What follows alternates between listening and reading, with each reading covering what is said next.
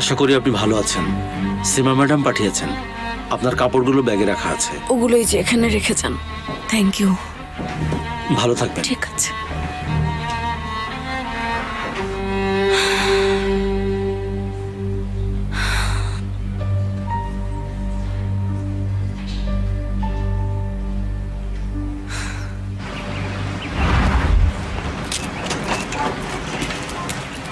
Excuse me ভাই, শুনেন, এই ঠিকানায় কিভাবে যাব একটু বলতে পারবেন? আমি আসলে শিওর না, তবে ওই রাস্তাটা ওদিকেই হওয়ার কথা। এদিক দিয়ে সোজা গিয়ে কারো কাছে জিজ্ঞেস করে নেবেন। থ্যাংক ইউ ভেরি ঠিক মাচ। আছে।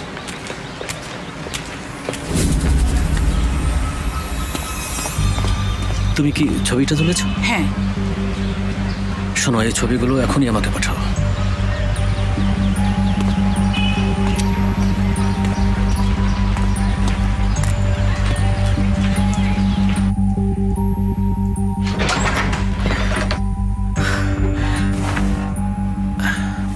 আয়েশা, কি হচ্ছে এসব?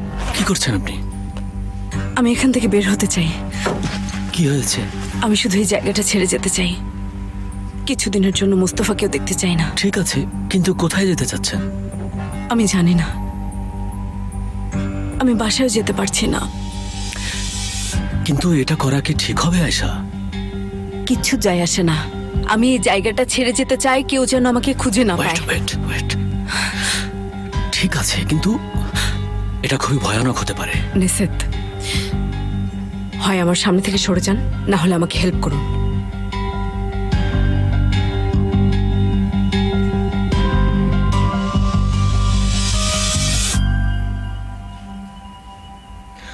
অনেকদিন পর তোমাকে দেখলাম। কেমন আছেন মা? ওয়েলকাম তোমাদের।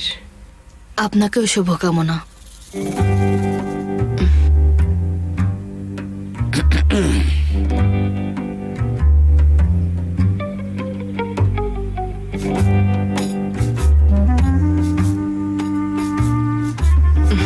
ঠিক আছে, তাহলে ভেতরে এসো দুজন। তুমি ঠিক আছো? একদম ঠিকঠাক। ঠিক আছে, ভালো। শোনো, তোমার নার্ভাস হওয়ার কোনো দরকার নেই, কারণ সে তো একেবারে ফেরেশতার মতো, ফুলের মতো সুন্দর এবং কোমল। নার্ভাস হব না। তোমার পার্সটা আমাকে দাও।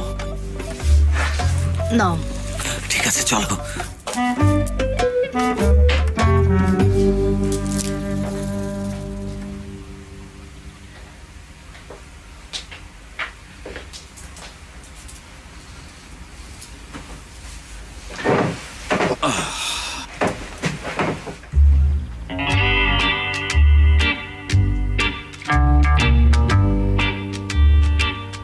এবার বলো, তুমি কেমন আছো? ভালো আছি, আপনি কেমন আছেন? আমিও ভালো আছি। তুমি নিশ্চয়ই কোনো কাজ টাজ করো? কম্পিউটারের কাজ করছি।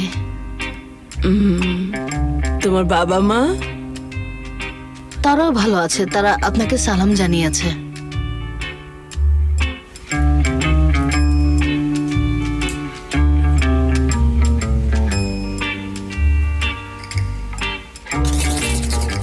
মা, একটা কথা বলি, আমাদের জন্য কিছু চায়ের ব্যবস্থা, নাস্তার ব্যবস্থা নিশ্চয়ই করেছেন, তাই না? হ্যাঁ হ্যাঁ, অপেক্ষা করো, আমি আসছি। আচ্ছা, ঠিক আছে। তুমি কি করছো? করছোটা কি তুমি? একদম ইঁদুরের মতো চুপচাপ বসে আছো কেন? যাও, গিয়ে তাকে সাহায্য করো, সে তো এসবই পছন্দ করে। কেন? এটাই তো তুমি চেয়েছিলে। হ্যাঁ, আমি তো ঠিক এভাবেই চেয়েছিলাম। তুমি এটাকে অকারণে টেনে টেনে বড় করে ফেলছো কেন? হ্যাঁ, আমি যা কিছুই করি তোমার পছন্দ হয় না কেন? আমি কিন্তু এখন গলা ফাটিয়ে চিৎকার করে ফেলবো। না না, প্লিজ প্লিজ এরকম করো না ফেরিহা। এ বাড়িতে কোনো চিৎকার করা চলবে না।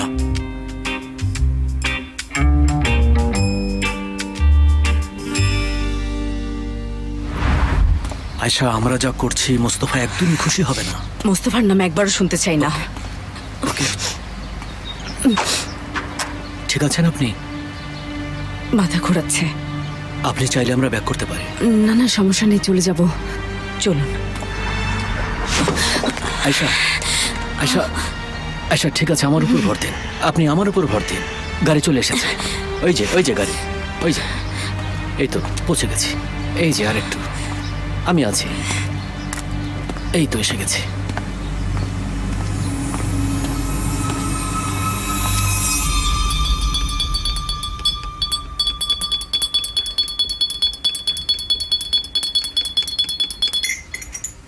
তোমার কি শরীর খারাপ লাগছে?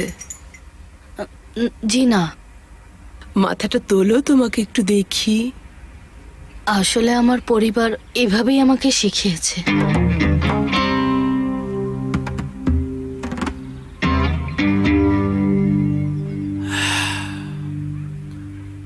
মা, কিভাবে বলবো?